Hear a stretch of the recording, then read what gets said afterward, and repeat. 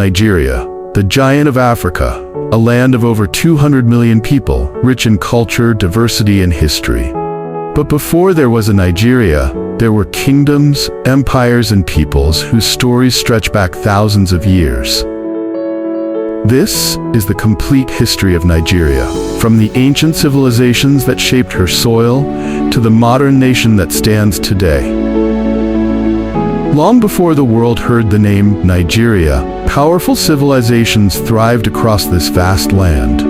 From the northern deserts to the coastal rainforests, ancient peoples built kingdoms, practiced trade, and developed remarkable systems of government. The earliest known civilization, the Nok culture, dating back to 1000 BC, flourished in central Nigeria. They were skilled farmers, metalworkers, and artists. The Nok are best remembered for their terracotta sculptures, some of the oldest and finest in Africa. They mastered iron smelting, a technological leap that spread across West Africa. In the north, the Hausa city-states like Kano, Katsina, and Zaria rose as centers of trade and Islamic scholarship. Nearby, the Kanem-Bornu Empire around Lake Chad stood tall for nearly 1,000 years, led by powerful rulers like Mai Idris Aluma, who strengthened trade and governance under Islam.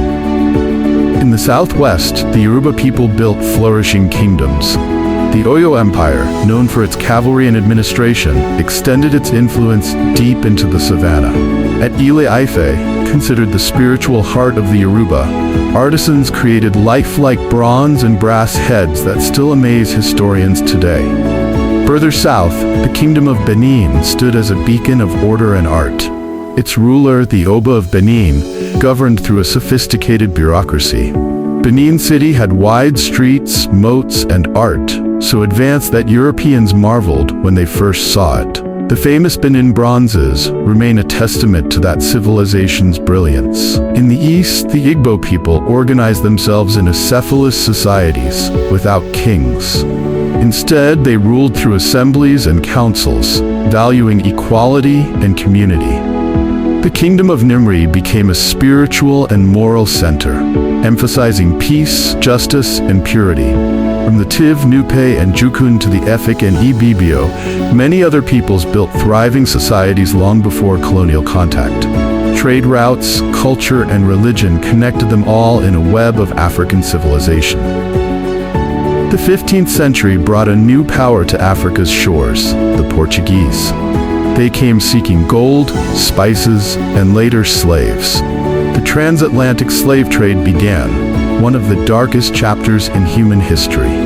From the Bight of Benin to the Bight of Biafra, countless men, women, and children were captured and sold across the Atlantic. Some local rulers traded captives for guns, rum, and mirrors. Others resisted fiercely. But the result was devastating. Millions taken, villages destroyed, families torn apart. Yet even amid tragedy, African culture endured. The music, faith, and spirit of Yoruba, Igbo, and Hausa peoples crossed the ocean, reborn in the Americas as Santeria, Vodun, and Candomblé. In the early 19th century, a wave of religious reform swept northern Nigeria. A scholar named Usman Dan Fodio, inspired by Islam and justice, led a jihad against corrupt Hausa rulers. His movement birthed the Sokoto Caliphate, one of Africa's greatest empires. The Caliphate united much of the north under Islamic law and education. Emirs ruled provinces, trade flourished, scholars spread knowledge. But by the late 19th century, internal rivalries and European encroachment began to weaken it. In 1861, Britain annexed Lagos, marking the beginning of direct colonial control. By treaties, deception, and force, they advanced inland. Resistance was fierce. The Aro Confederacy, Ekumeku Movement, and the Benin Kingdom all fought bravely. But in 1897, the British invaded Benin, exiled the Oba, and looted its treasures. By 1914, under Lord Frederick Lugard, Britain merged the northern and southern protectorates, creating a single entity, Nigeria. Colonial Nigeria was ruled through a policy called indirect rule, governing through local chiefs and emirs.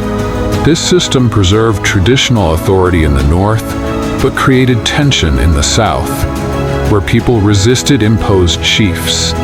The British introduced Western education, Christianity, railways, and cash crops like cocoa and groundnut, but exploited the land for British gain. By the early 20th century, a new educated class emerged, men like Herbert Macaulay, the father of Nigerian nationalism. Through newspapers and political movements, Nigerians began to demand self-rule. After World War II, the cry for freedom grew louder. Constitutional reforms slowly transferred power to Nigerians. Political parties rose, the NPC in the north under Ahmadu Bello, the AG in the west led by Obafemi Awolowo, and the NCNC in the east led by Nnamdi Azikiwe. Finally, on October 1, 1960, Nigeria gained her independence.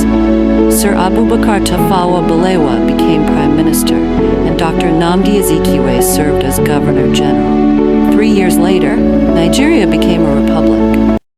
He went on to pay tribute to the civil servants, whom he described as the backbone of the government. Chief Awolowo, Premier of the Western region, said that the delegates were among people with whom Nigeria has had long and close associations. I believe, he said, that I'm voicing the sentiments of all the people of Nigeria when I say that under self-government, it would be the pride and happiness of the people of Nigeria to continue this association.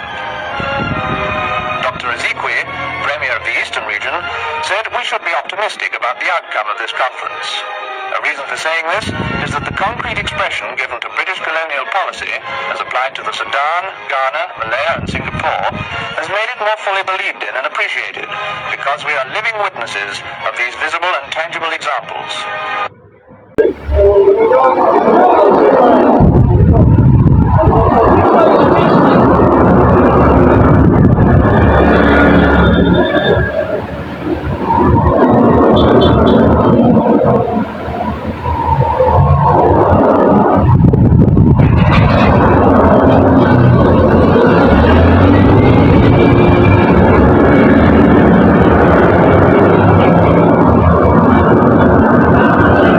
After the war, military rule dominated Nigeria's politics for nearly 3 decades.